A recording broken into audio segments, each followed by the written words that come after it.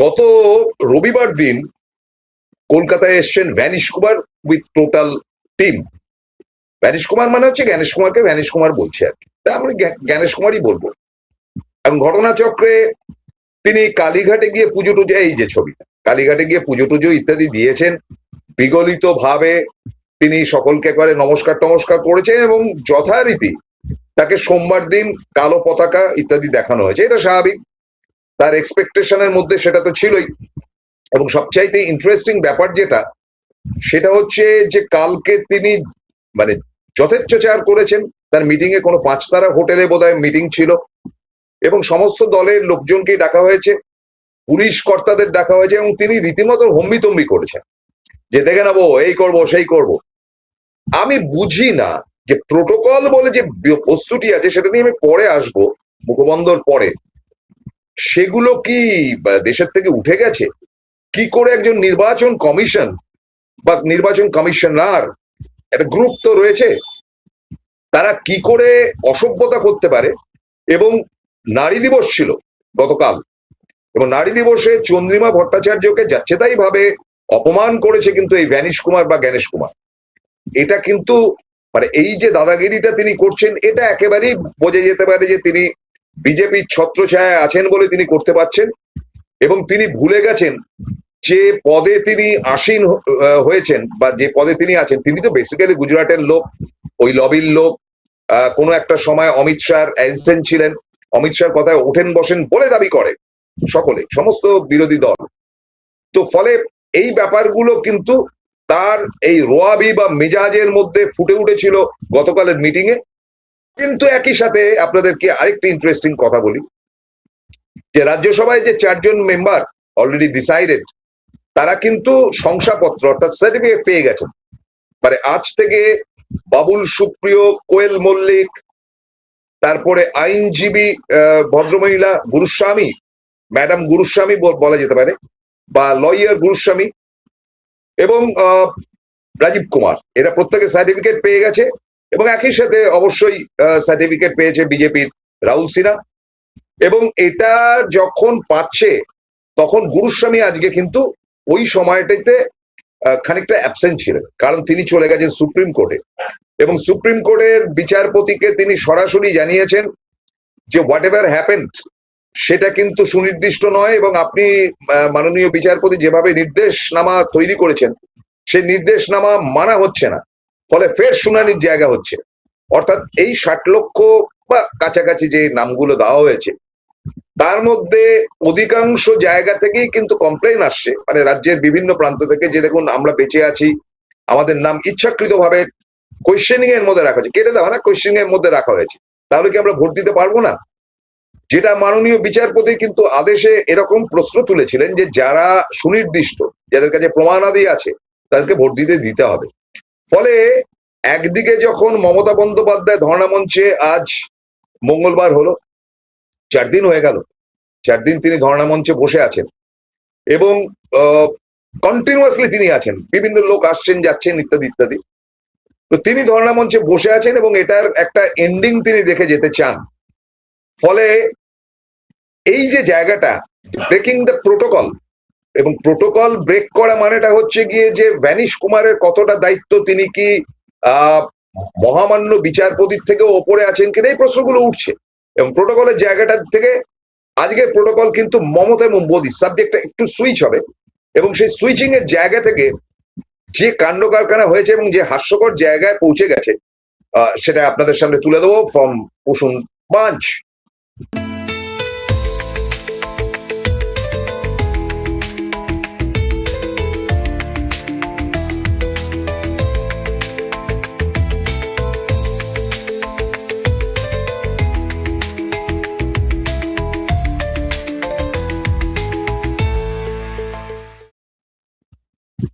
স্বাগতম, নমস্কার, আসসালাম আলাইকুম।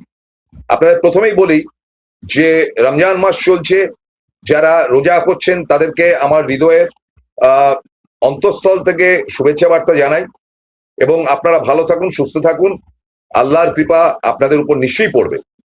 একই সাথে আমার কাছে মানে সবচাইতে ভয়ঙ্কর ব্যাপার যেটা দিয়ে শুরু করতে চাই, প্রোটোকলের ব্যাপারে পরে আসছি, সেটা ইরানের সঙ্গে আমেরিকার যে যুদ্ধ চলেছে, খোমেনির মৃত্যু হয়েছে বলে দাবি করা হয়েছে, বা সেটা প্রমাণিত অপ্রমাণিত যাই হোক না কেন, অন্তত কয়েক ডজন জাহাজ আটকে রয়েছে মধ্যপ্রাচ্যে, যেখান থেকে তেল আসার কথা। এবং গতকাল অবধি খবর রয়েছে, এবং আজকে সকালবেলাও এই 9টার মধ্যে, 9টা সোয়া 9টার মধ্যে খবর পেয়েছি যে বহু পেট্রোল পাম্পে কিন্তু পেট্রোল নেই, ডিজেল নেই, ভয়ঙ্কর দিকে যাচ্ছে।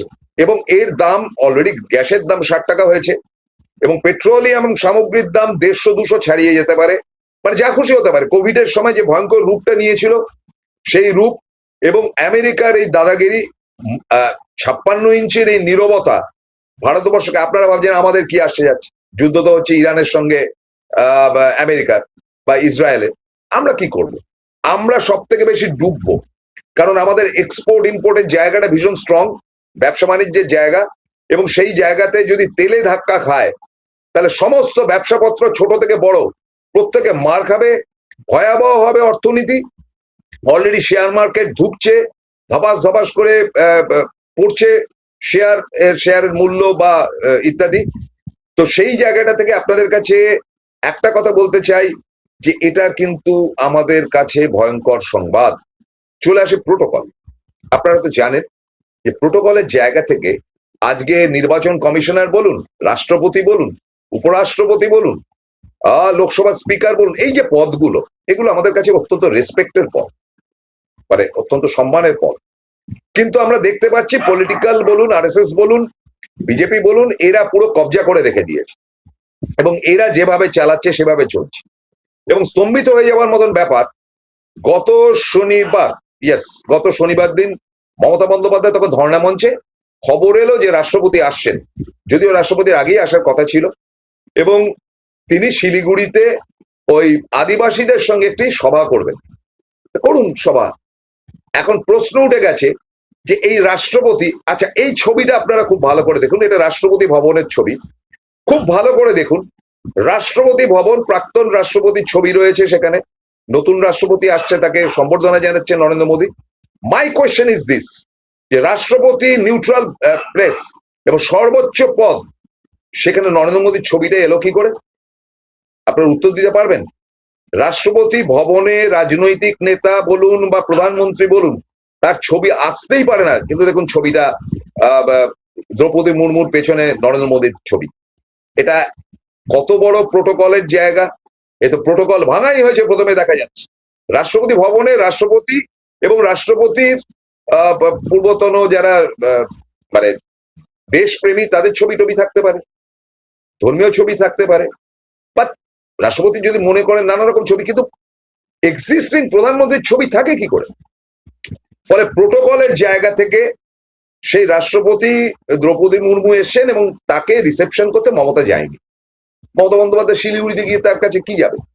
দেখুন, আপনাদের প্রথম নিয়ম বলি, যেটা নরেন্দ্র মোদী থেকে শুরু করে কন্টিনিউয়াসলি প্রেস মিট করা হচ্ছে, এবং দিল্লির গদি মিডিয়া সমানে সেটা বলছে, অপমানিত হয়েছেন রাষ্ট্রপতি, অপমানিত হয়েছে। আরে অপমানিত হওয়ার কি আছে? প্রোটোকল বলছে। প্রোটোকলটা কি আপনাদের বলি। প্রোটোকল হচ্ছে উচ্চ পদস্থ সরকারি যারা রয়েছেন, সরকারি নেতা বলুন, সরকারি অধিকর্তা বলুন, হোয়াট এভার ইট ইজ, মানে যারা রয়েছে তাদের মধ্যে কতগুলো প্রোটোকল মেনটেন করতে হবে। এবং এইটা কিন্তু অনেক ওপরে, মানে মন্ত্রী বলুন, বিচারক বলুন, ওই রাষ্ট্রপতি, উপরাষ্ট্রপতি, প্রধানমন্ত্রী, এগুলো প্রোটোকল এরিনাতে পড়ে, বা মুখ্যমন্ত্রী, এগুলো প্রোটোকল এরিনাতে পড়ে।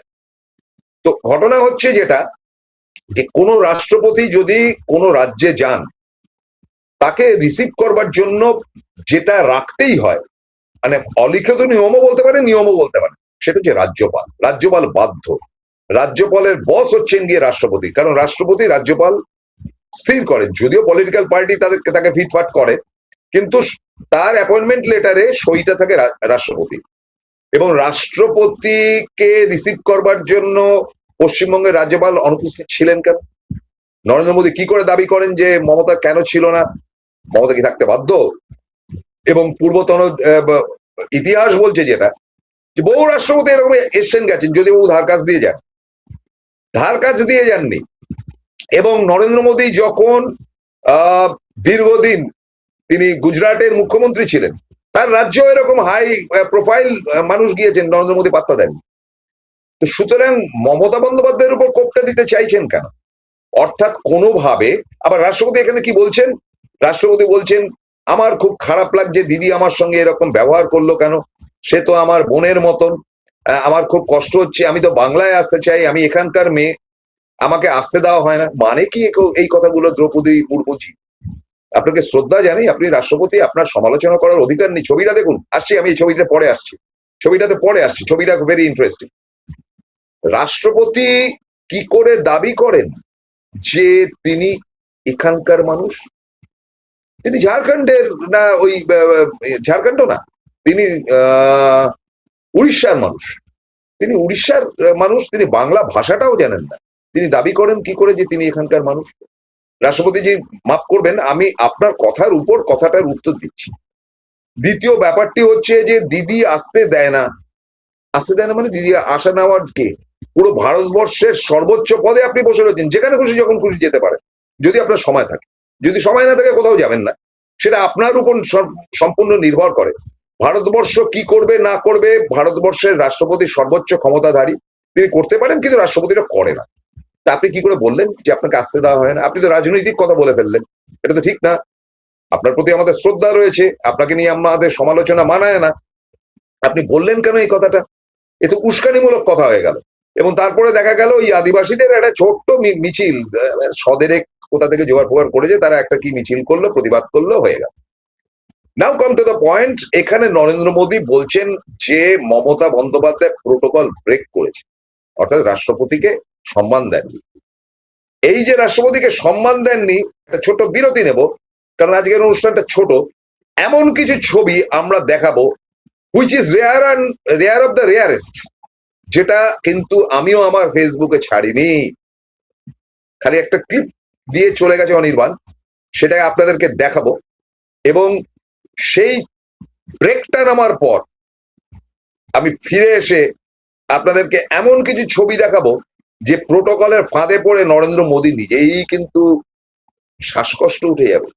নরেন্দ্র মোদীজি, আপনি আমাদের মাননীয় প্রধানমন্ত্রী, আপনাকে প্রথমেই কৃতজ্ঞতা এবং ধন্যবাদ জানাই যে আপনি ইন্ডিয়া নিউজিল্যান্ডের ফাইনাল খেলায় মাঠে যাননি, ভালো করেছেন। কারণ আপনি দেশকে ভালোবাসেন, এর দ্বারা প্রমাণিত। কারণ আপনি থাকলেই হারতো, এরকম একটা ধারণা তৈরি হয়েছে। আমি এসবে তুকতাকে মানি না, কারণ আপনি এর আগে ওই কি বলে চন্দ্রযানের কি ব্যাপারটা ছিল, ওখানে গিয়ে হাজির হয়েছিলেন, দেখা গেল যে সে চন্দ্রযান ব্রেক করে গেছে, সেটা ভেঙে গেল চাঁদে পৌঁছাবার আগে। তারপরে আপনি ওই খেলার মাঠে ওয়ার্ল্ড কাপ ফাইনালে গেলেন, ভারত হেরে গেল।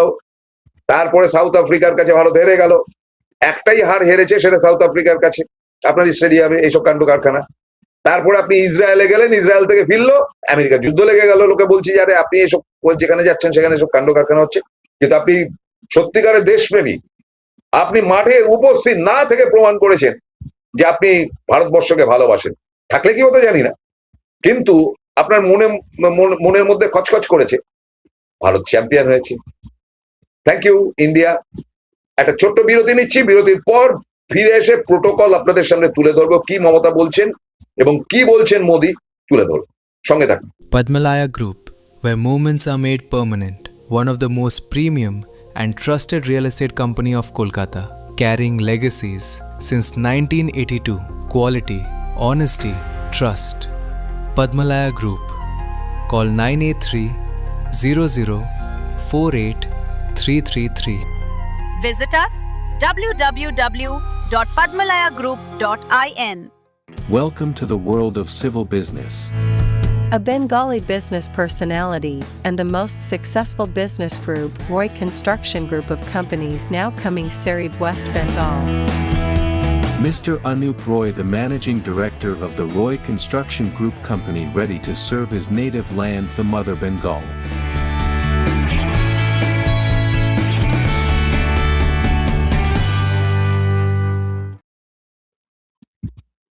ফিরলাম বিরতির পর। এবার আপনাদেরকে ইন্টারেস্টিং কথা বলি, খুব ভালো করে শুনুন। প্রোটোকল ব্রেকের জায়গা থেকে প্রথম বলি যে রবিবার দিন সকালবেলায় আমি আমার ফেসবুকে আমার মনে হলো যে নরেন্দ্র মোদী এত বড় বড় কথা বলছেন যে মমতা বন্দ্যোপাধ্যায় প্রোটোকল ব্রেক করেছেন, তো সেটা ভেবে নরেন্দ্র মোদী ওই যে ছবিটার একটা ক্লিপিং গেল, সেটা আমরা এবার তুলে আপনাদের সামনে দেখাচ্ছি। এইটা খুব ভালো করে দেখুন। প্রোটোকল রাষ্ট্রপতি তিনি ভারতরত্ন পুরস্কার দিতে গেছেন মাননীয় প্রাক্তন স্বরাষ্ট্রমন্ত্রী, মন্ত্রী তো বটেই, এবং বিজেপির কি বলা যায় একেবারে প্রথম দিনের সঙ্গী বা তার হাতে তৈরি লালকৃষ্ণ আদবানিজিকে তিনি দিতে গেছেন। তিনি দাঁড়িয়ে রয়েছেন রাষ্ট্রপতি আর বসে রয়েছেন নরেন্দ্র মোদী। প্রোটোকলটা কে ব্রেক করলো? প্রধানমন্ত্রী কি পারেন? আরো ছবি দেখাচ্ছি, একটা করে ছবি আসবে, একটা করে আপনাদের ডেসক্রিপশন দিচ্ছি। এবং এই ছবিটা মমতা বন্দ্যোপাধ্যায় থেকে অভিষেক বন্দ্যোপাধ্যায় প্রত্যেকটা মঞ্চে গেছে, এবং সরি আগামী নির্বাচনে এই ছবিটাই হবে কিন্তু নরেন্দ্র মোদীর কাল, যে রাষ্ট্রপতিকে অপমান। যেখানে কাঁচের ঘরে বসে নরেন্দ্র মোদী যে ঢিলটা মেরেছেন, সেই ঢিলটা রিটার্ন তো আসবেই। আরো কিছু ছবি দেখাচ্ছি, যে আমাদের জাতীয় পতাকা যেখানে তিনি যোগব্যায়াম করছেন, সেই জাতীয় পতাকা দিয়ে তিনি মুখ মুছছেন। কোন প্রোটোকল এটা? আপনারা দেখুন ছবিটা। কেউ পারে এটা? আমাদের মোস্ট রেসপেক্টেড জায়গা, আমরা মাথার উপর রাখি, আর তিনি যোগব্যায়াম করে এটা দিয়ে তিনি মুখ মুছছেন। কোনটা দিয়ে? না, জাতীয় পতাকা দিয়ে তিনি মুখ মুছছেন। কি ভয়ঙ্কর!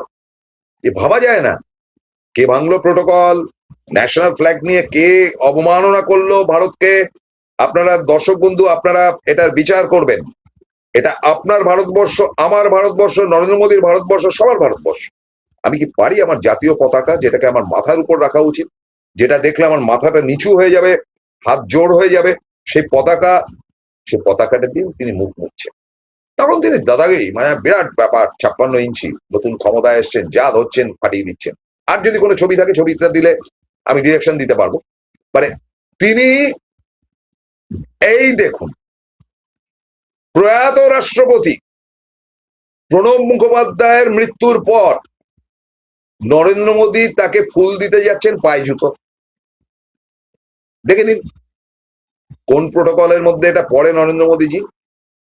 তিনি ফুল দিচ্ছেন জাস্ট প্রয়াত প্রাক্তন রাষ্ট্রপতিকে, এবং রাষ্ট্রপতির সম্মান সেখানে জুতো খুলে যেতে হবে, হাত জোর করে প্রণাম করতে হবে, পায়ে জুতো নিয়ে প্রণাম করছেন।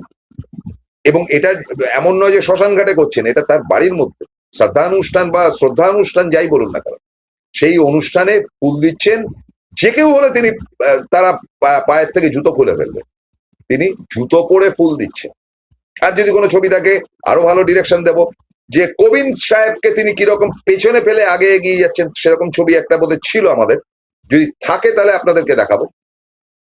যে আমাদের যে কোবিন্দ ছিলেন আমাদের আগে, মানে জাস্ট আগেকার রাষ্ট্রপতি, সেই রাষ্ট্রপতিকে তো উনি গণনার মধ্যেই ফেলতেন না, তিনি গড়গড় করে এগিয়ে যাচ্ছেন, পেছনে কোবিন্দ আসছে। সেটাই বা কোন প্রোটোকলের মধ্যে পড়ে? সুতরাং প্রোটোকল নিয়ে যে বক্তব্য মোদী রেখেছেন, তার একেবারে তীব্র প্রতিবাদে মমতা বন্দ্যোপাধ্যায় কিন্তু ঝাঁপিয়ে পড়েছে, এবং মমতা বন্দ্যোপাধ্যায় মঞ্চ দাপাচ্ছেন, এবং সারা বাংলার লোক সেদিকে তাকিয়ে রয়েছে। সমস্ত নিউজ মিডিয়া তাকে ফোকাস করছে। আমাদের কাছে যদি কোনো ভিডিও থাকে, আমরা একটু টুকরো তুলে আপনাদের কাছে দেখাতে পারি যে কিভাবে মমতা বন্দ্যোপাধ্যায় মোটামুটি SIR নিয়ে বাংলাকে তার নিজের হাতে নিয়ে নিয়েছে। আজকে প্রবীরবাবুর একটা লেখা পড়ছিলাম, যেখানে তিনি দাবি করেছেন যে 38 না 39% ভোট ছিল, সেটা কমে গিয়ে এখন 35%-এ নেমে যাবে। স্বাভাবিক, ভোটার থেকে নাম কেটে গেলে থাকবেটা কি করে? ফলে মমতা বন্দ্যোপাধ্যায়ের যে আংশিক জায়গাটা, আমি কাইন্ডলি রিকোয়েস্ট করবো PCR কে যদি একটু দেখানো যায়। এই যে দেখুন দৃশ্যগুলো, দেখুন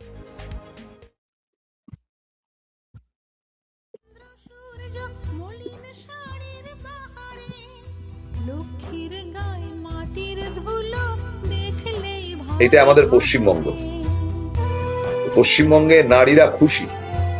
গতকাল অনুষ্ঠানটা করতে পারলে আরো ভালো হতো, কিন্তু নারীরা দারুণ খুশি, তারা উঠছেন, নারীরা এগিয়ে চলেছেন।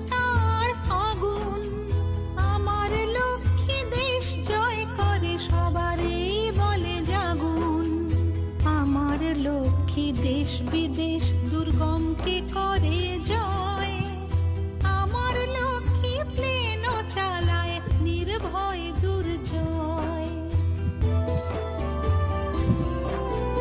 লক্ষ্মীকে আমি করি কুর্নিশ, অন্ধকারে সে